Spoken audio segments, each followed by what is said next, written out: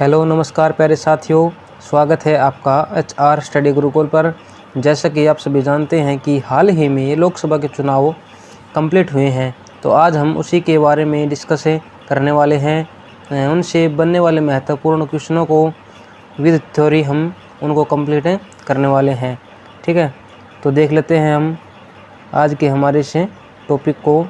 सबसे पहले देखते हैं कि जो लोकसभा चुनाव था 2024 का, उसकी थीम क्या थी।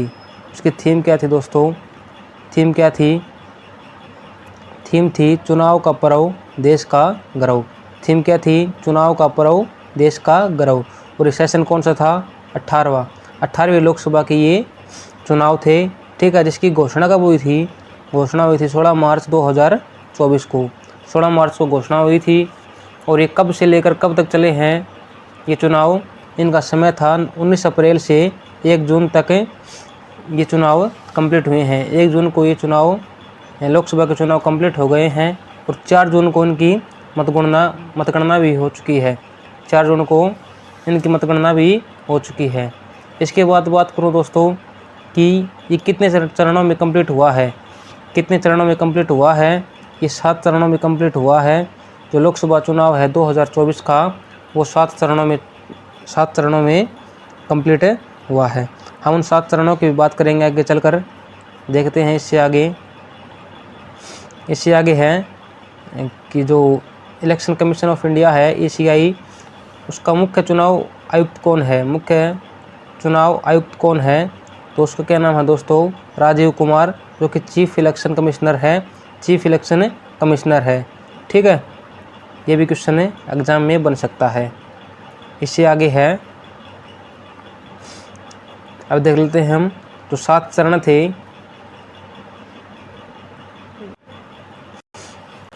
देख लेते हैं कि जो 7 चरण थे, जो चुनाव 7 चरणों में हुआ है लोकसभा का, तो हम उन 7 चरणों के बारे में डिस्कस कर रहे हैं।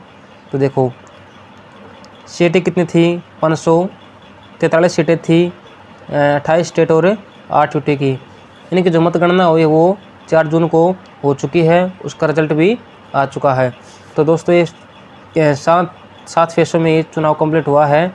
जो फर्स्ट फेज़ के जो चुनाव थे वो 19 अप्रैल को हुए थे, और सेकंड फेज़ के 26 अप्रैल को, तीसरे फेज़ के 7 मई को, चौथे फेज़ के 13 मई को, और 5वें फेज़ के 20 मई को, छठे फेज़ के 25 मई को, और जो लास्ट फेज़ है 7वां फेज़ है, उसके चुनाव हुए थे 1 जून को।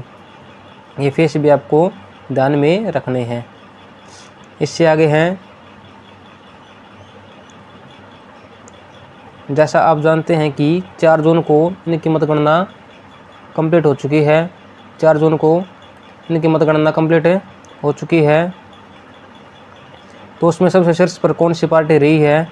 शीर्ष में कौन सी पार्टी रही है? सबसे शीर्ष में पार्टी रहने वाली कौन सी है? उसका नाम है क्या? BJP। ठीक है, अकेली BJP को 240 सीटें प्राप्त हुई हैं, और कांग्रेस को कितनी हुई हैं? 99 सीटें कांग्रेस को भी प्राप्त हुई हैं। अकेले कांग्रेस को कितनी हैं? 99, और BJP को 240। अच्छा, इसके बाद में जो इंडिया गठबंधन है और जो NDA है, ठीक है, जो कि अलायंस है, उसी में NDA में BJP आती है, और जो कांग्रेस है वो इंडिया गठबंधन में, इंडिया जो अलायंस है उसमें है ये। ठीक है, तो हम उसके बारे में बात करेंगे कि टोटल मिलाकर उनको कितनी सीटें मिली हैं। पहले देख लेते हैं हम इंडिविजुअल कि इनको BJP को कितनी सीट प्राप्त हुई हैं और कांग्रेस को कितनी सीटें प्राप्त हुई हैं। इसके बाद है, समाजवादी पार्टी को 37 सीटें प्राप्त हुई हैं, और जो है तृणमूल कांग्रेस, उसको 29 सीटें, DMK को 22, तेलुगु देशम पार्टी को 16, जनता दल को 12, शिवसेना को 9, NSP को 8, और शिवसेना शिंदे को 7 सीटें प्राप्त हुई हैं। ठीक है, इसके बाद है कि परसेंटेज के अनुसार किस पार्टी को कितने % वोट मिले हैं। तो BJP को सबसे ज़्यादा वोट मिले हैं, कितने % मिले हैं? 36.5%। इंडियन नेशनल कांग्रेस को 21.2%, जो अदर जो पार्टी है उसको मिले हैं 7.03%, और जो समाजवादी जो पार्टी है, समाजवादी पार्टी, उसको मिले हैं 4.58%, और जो AITC है उसको मिला है कितने मिले हैं 4.3%। इससे आगे है कुल मतदान कितने हुए हैं। कुल मतदान,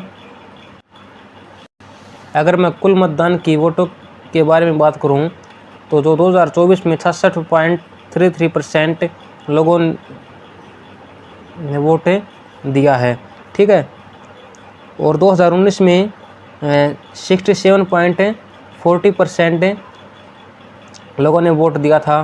तो अब की बार देखो कितने कम हो गए, शायद ये 1.07% कम वोट अब के बारे लोगों ने दिए हैं। तो देखो 140 करोड़ की जनसंख्या है लगभग हमारे देश की, यानी कि 1.4 अरब जनसंख्या में से 968 मिलियन यानी कि 96.8 करोड़ लोग वोट देने के योग्य थे, जो कुल जनसंख्या का 70% है, ठीक है। जो वोट देने योग्य लोग थे वो कितने थे, 968 मिलियन यानी कि 96.8 करोड़, जो कि कुल जनसंख्या के 70% के इक्वल है। इनमें से 64.2 करोड़ यानी कि 612 मिलियन मतदाताओं ने चुनाव में भाग लिया, जिनमें से 31.2 करोड़ यानी कि 312 मिलियन महिलाएं थी, ठीक है, यानी कि लगभग 50% हो गई। 50% महिलाएं थी और 50% पुरुष थे जिन्होंने वोटों में भागीदारी दी। यह महिलाओं की सबसे अधिक भागीदारी वाला चुनाव रहा है, ठीक है, यह भी आपको ध्यान में रखना है। इसके बाद में है, देख लेते हैं हम कि जो अलायंस है, एनडीए अलायंस और जो इंडिया है उनको कितनी सीटें मिली हैं। तो देखो एनडीए है, इसकी फुल फॉर्म क्या बनती है दोस्तों, national democratic alliance. National democratic alliance, इसकी स्थापना 1998 में हुई थी, और जो इसके अध्यक्ष हैं वो कौन है, श्री अमित शाह है। इसने कुल कितनी सीटें जीती, 292 सीटें जीती। किसने, एनडीए ने। पूरी एनडीए जो अलायंस है उसने कितनी सीटें जीती, 292। उसके बाद में जो इंडिया है, इंडिया एक अलायंस है जिसकी फुल फॉर्म है Indian national developmental inclusive alliance. Indian national developmental inclusive alliance, इसके जो अध्यक्ष है वो है श्री मल्लिकार्जुन खड़गे, और इसने सीटें कितनी जीती हैं, इसने कुल 234 सीटें जीती हैं, और अदर्स की कितनी सीटें हैं, 17 सीटें अदर्स की हैं, ठीक है, ये भी आपको ध्यान में रखना है। इससे आगे है 2024 में लोकसभा चुनाव में 70 महिला सांसदें चुनी गई, ठीक है, और 2019 में कितनी थी, 77, ठीक है। तो इस बार कितने महिला सांसद चुनी गई हैं, 70, ठीक है, ये आंकड़ा भी आपको ध्यान में रखना है। इससे आगे का पॉइंट है, इस बार के आम चुनाव में कुल उम्मीदवार कितने थे, 8,337 उम्मीदवार थे, जिनमें से 797 महिला थी, ठीक है, यह भी आपको ध्यान में रखना है। इससे आगे है 2024 में सर्वाधिक वोटों से जीतने वाले 3 उम्मीदवार। सर्वाधिक वोटों के अंतर से जीतने वाले 3 उम्मीदवार कौन कौन से हैं।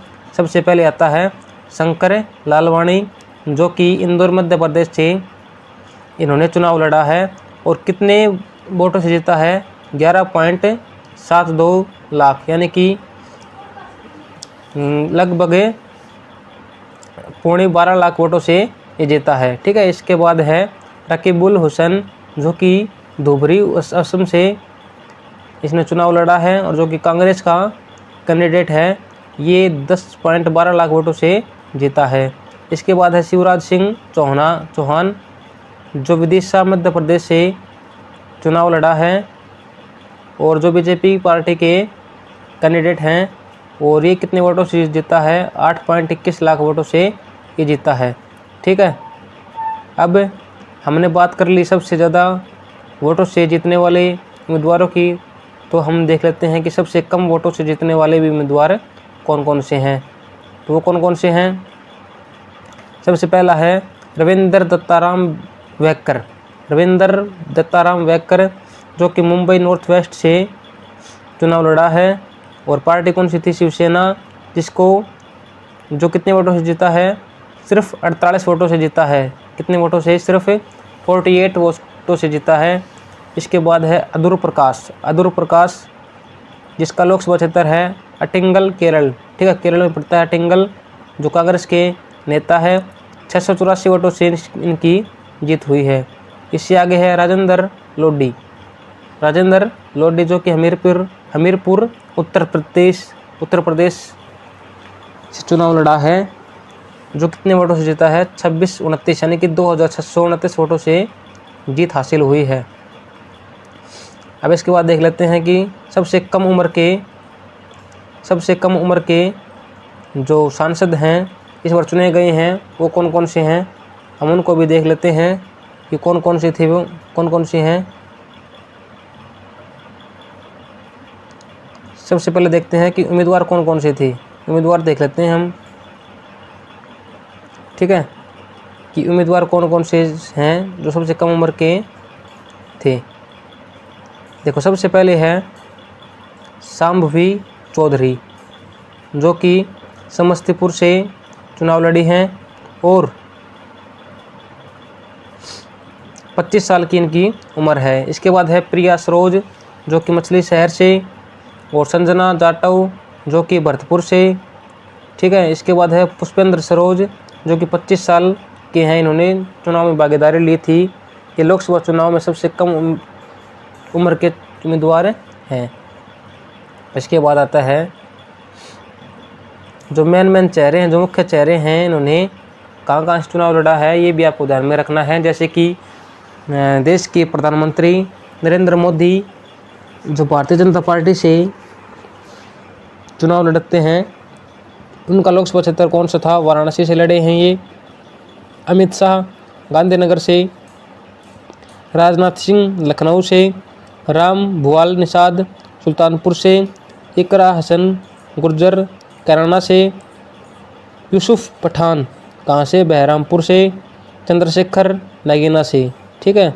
इसके बाद राहुल गांधी भारतीय राष्ट्रीय कांग्रेस के जो नेता है वो रायबरेली से और वायनाड केरल से, दोनों जगह से इनको वोट जीत हासिल हुई है, ठीक है। इसके बाद शशि थरूर तिरुवनंतपुरम से, अखिलेश यादव कन्नौज से, डिम्पल यादव मैनपुरी से, अवधेश प्रसाद कहाँ से? फैजाबाद अयोध्या से। इसके बाद है हेमा मालिनी कहाँ से?